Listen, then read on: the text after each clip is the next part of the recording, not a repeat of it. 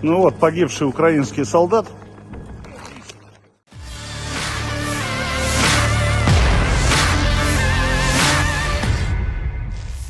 Militan Republik Rakyat Donetsk atau DPR merilis rekaman yang memperlihatkan mayat pasukan Ukraina digeledah.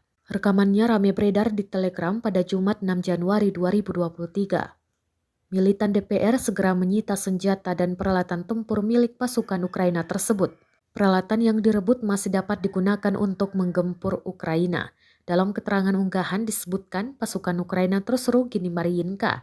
Mereka sebelumnya berupaya melakukan serangan balik ke militer Rusia dan DPR. Namun upaya segera dihalau pasukan Putin. Dampaknya sejumlah pasukan Ukraina tewas dan meninggalkan senjata serta peralatan tempur layak pakai. Selain itu, militan DPR juga menyebut masih ada sejumlah mayat pasukan Ukraina yang bergelimpangan dan tidak dievakuasi.